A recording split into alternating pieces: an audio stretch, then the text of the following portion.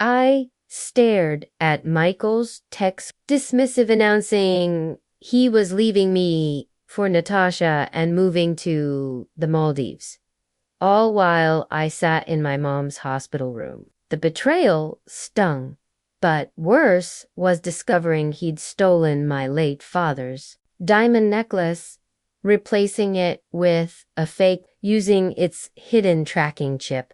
I traced it to a pawn shop and learned he'd sold it to fund his escape. With the FBI's help, I unraveled his lies, offshore accounts, staged photos with Natasha, and his delusion of a carefree paradise. Justice came, swiftly his arrest, in the Maldives, Natasha's abandonment, and the necklace's recovery. As I held it again, I realized Michael's cruelty had backfired. I emerged stronger, focused on my mom and rebuilding a life he'd failed to destroy.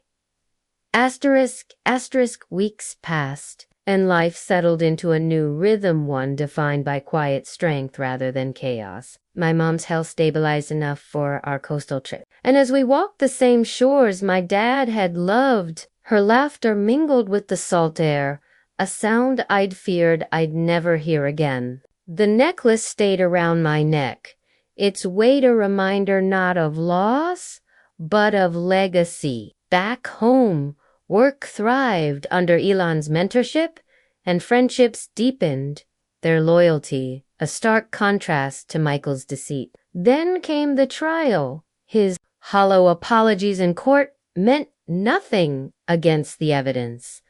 The pawn shop receipts, the frozen offshore funds, Natasha's damning testimony about his lies. When the judge sentenced him to 5 years, I felt no triumph, only closure.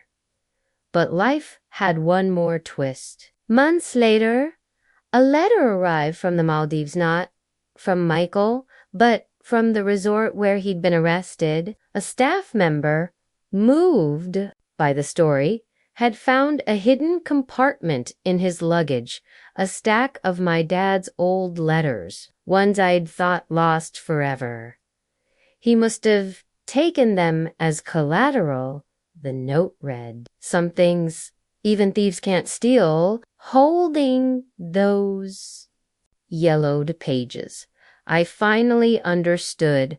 Michael had tried to erase my past, but it was my anchor. Now, as I read Dad's words under the same sunset that once warmed his face, I knew I'd not only reclaimed what was mine, I'd rewritten the ending.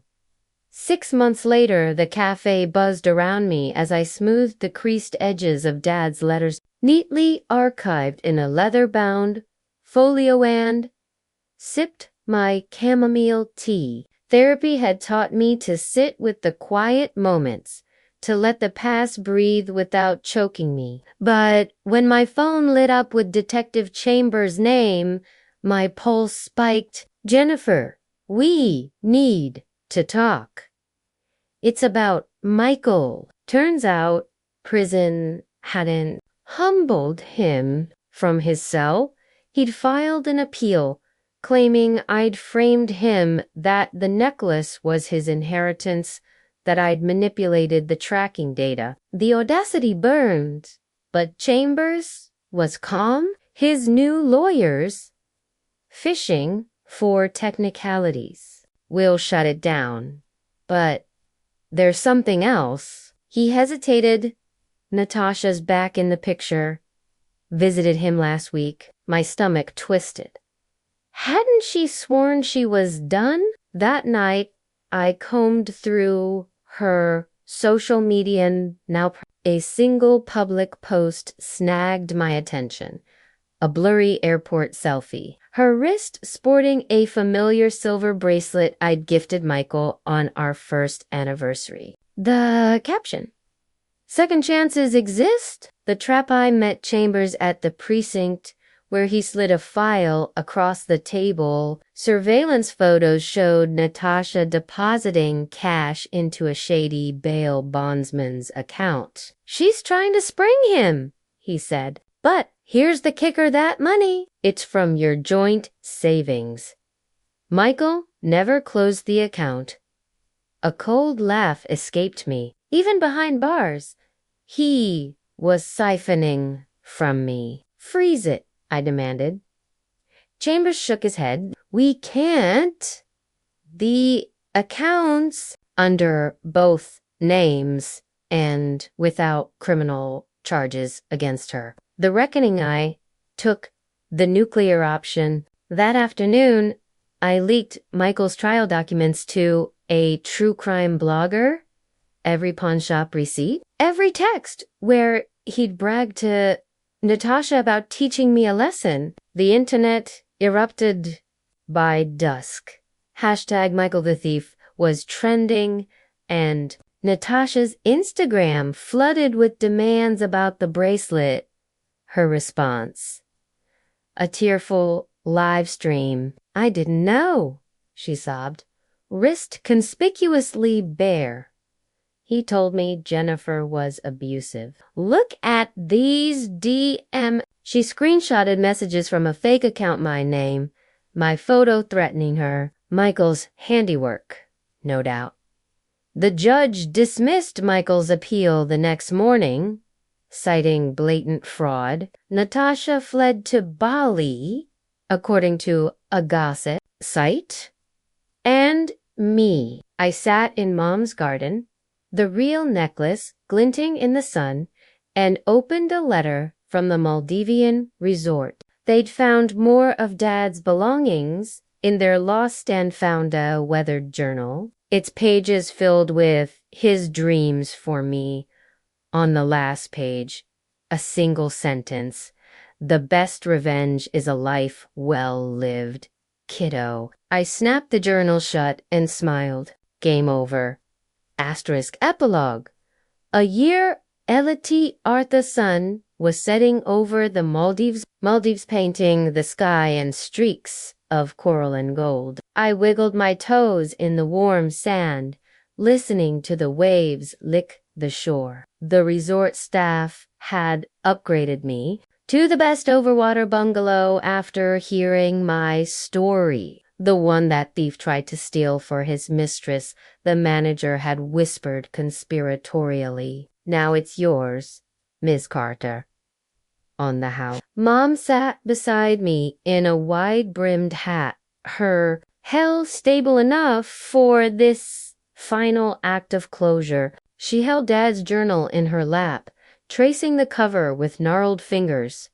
He'd have loved this, she said. Not just the beach the way you fought. Like a Carta. My phone buzzed. A news alert?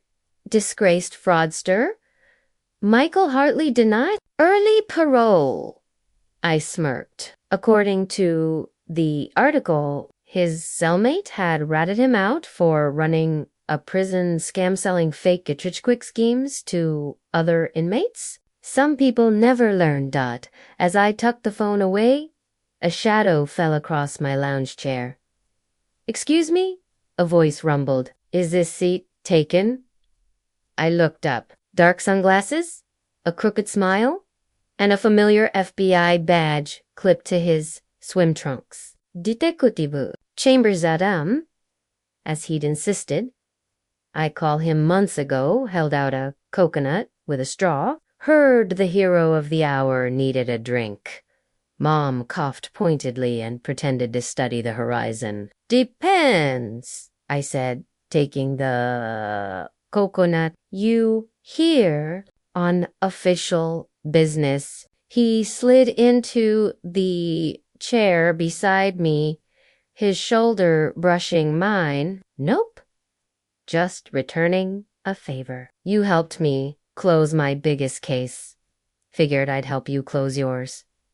He nodded at the ocean. Symbolic fresh start, or whatever therapists say. I laughed, clinking my coconut against his. Cheers to that. Somewhere, in a prison thousands of miles away, Michael was probably sulking in his cell. But here, with the salt in my hair and the necklace Dad's necklace school, against my skin, I realized something sweeter than revenge. I'd not just won, I'd moved on. The end.